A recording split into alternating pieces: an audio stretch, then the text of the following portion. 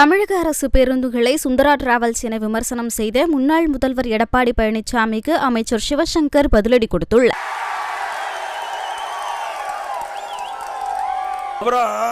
இன்னொன்னு பேசியிருக்கிறார், நான் பஸ்ஸில் வந்தா சுந்தரம் டிராவல்ஸ் வரேன்னாரு. ஆமாப்பா, நான் என் விவசாயி, அப்படித்தான் வர முடியும். உங்க அப்பா மாதிரி என்ன கோடீஸ்வரன், நீ கோடீஸ்வரன் இருக்குத. உங்க அப்பா முதலமைச்சராக இருந்தாரு, உங்க அப்பா திமுக தலைவராக இருந்தாரு. உடைய ட்ரெஸ்ல மட்டும் 8000 கோடி இருக்குது. 8000 கோடி இருக்குது. கருணாநிதி குடும்பத்துக்கு ட்ரெஸ்ல 8000 கோடி வச்சுட்டு இருக்கிற நீ. பென்ஸ் பஸ்ல வரலாம், ஹெலிகாப்டர்ல வரலாம், தனி விமானத்தில் கூட இப்ப போயிட்டு இருக்கிறேன். நான் அப்படித்தான் வர முடியும். என்னுடைய நிலைமை அப்படித்தான். நாட்டு நடப்பு பேசுனா, நாட்டு நடப்பு பேசுன்னு சொன்னா நான் வர்ற பஸ்ஸை பத்தி பேசிட்டு இருக்க. பரவாயில்ல, இந்த நாட்டு மக்களுக்கு நான் பஸ்ல வரத தெரிவித்ததுக்கு நன்றி. அது மட்டும் இல்ல, இன்றைக்கு தமிழகத்தில் ஓடுற பஸ் எல்லாம் சுந்தர டிராவல்ஸ் மாதிரி தான் ஓடுது. நீங்க நகர பேருந்துல ஏறி இறங்கினதா உங்க உயிருக்கு உத்தரவாதம். அப்படியே டயர் ஒரு பக்கம் கழட்டிட்டு ஓடுது. அதோட சென்னையில் நகர பேருந்தில் ஏறி ஒரு பெண்மணி போகும்போது அடியில் இருக்கிற அந்த பிளாட்பாரம் கழட்டுக்கிட்டு அந்த அம்மா நடந்து ஓடிக்கிட்டே இருக்குது. பஸ் போய்கிட்டே இருக்குது. நல்ல வேலைக்கு கத்தி நிறுத்தங்காட்டியும் உயிர் பிழைத்தாங்க. அப்போ நாம கொடையில எதுக்கு வச்சிருக்கிறோம்?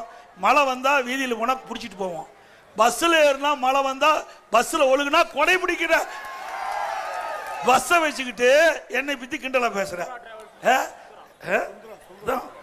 சுந்தரா டிராவல்ஸ், சுந்தரா டிராவல்ஸ் பேசிட்டு போய் என்ன வேணாலும் பேசிட்டு போ. நான் அதை பத்தி எல்லாம் கவலை இல்லை. மக்களை பத்தி நான் கவலைப்பட்டு. முதலமைச்சராக இருந்தவர், அவர் முதலமைச்சராக இருந்த காரணத்தில் போதிய புதிய பேருந்துகள் வாங்காத காரணத்தினால்தான் பழைய பேருந்துகள் ஓடியது. எனவே இப்போ ஓட்டுற சுந்தரா டிராவல்ஸுக்கு எப்படி அவர் ஓனரோ, அதே மாதிரி ஏற்கனவே ஓடிய சுந்தரா டிராவல்ஸ்களுக்கும் அவரே ஓனர். அந்த சுந்தரா டிராவல்ஸ்களை மாற்றுவதற்கு தான் மாண்பு முதலமைச்சர் அவர்கள் நடவடிக்கை எடுத்து நிதி ஒதுக்கி 11,000 புதிய பேருந்துகள் வாங்குவதற்கு அனுமதி வழங்கி இப்பொழுது 4,500 பேருந்துகள் மக்களுடைய பயன்பாட்டிற்கு வந்துவிட்டது. 15 ஆண்டுகள் ஓடிய பேருந்துகள் எல்லாம் அகற்றப்பட்டு அந்த இடங்களில் இந்த புதிய பேருந்துகள் இப்பொழுது ஓடிக்கொண்டிருக்கிறது. நீண்ட தூரம் பயணிக்கிறவர்கள் அத்தனை பேரும் பார்க்கலாம். மஞ்சள் நிற புறநகர் பேருந்துகள் எல்லா சாலையிலும் ஓடிக்கொண்டிருக்கிறது. அதே போல கிராமப்புறங்களில் அந்த நகரப்புற பேருந்துகள், நீல நிற பேருந்துகள் ஓடிக்கொண்டிருக்கிறது. அரசு விரைவு போக்குவரத்து கழகத்திற்கும் புதிய பேருந்துகள் வந்து செயல்பாட்டிற்கு வந்திருக்கிறது. இப்படி தமிழ்நாடு போக்குவரத்துறை இன்றைக்கு ஒரு மிகப்பெரிய மாற்றத்தை மாண்பு தமிழ்நாடு முதலமைச்சர் அவர்கள் தலைமையில் கண்டிருக்கிறது. எனவே அவர் சாலைகளிலே பயணிக்கவில்லை என்பதுதான் இதன் மூலம் தெரிய வருகிறது, அவருடைய குற்றச்சாட்டின் மூலம். கிட்டத்தட்ட 1,35,00,000 பேர் இதுவரை ஓரணியில் தமிழ்நாடு பரப்புரை மூலமாக கழகத்தில் தங்களை இணைத்துக் கொண்டிருக்கிறார்கள். மாண்பு முதலமைச்சர் அவருடைய நல்லாட்சிக்கு சான்றாக மக்கள் நாங்கள் செல்கிற இடத்தில் வரவேற்பு அளித்து அவர்களே இணைத்துக் கொள்கின்ற அந்த காட்சியை காண முடிகிறது. எனவே தமிழ்நாடு முதலமைச்சர் மாண்பு தளபதி அவர்கள் தலைமையிலே ஓரணியில் தமிழ்நாடு திரள்கிறது என்பதைத்தான் இது காட்டுகிறது. நீங்கள் உங்களுடன் ஸ்டாலின் அந்த முகாம்களை பார்த்தவர்களுக்கு தெரியும். நானே அரியலூர் மாவட்டத்தில் செந்துறை ஒன்றியம் மாதனக்குறிச்சியிலும், பெரம்பலூர் மாவட்டத்தில் வேப்பூர் ஒன்றியத்தில் சித்தரியிலும் கலந்து கொண்டேன்.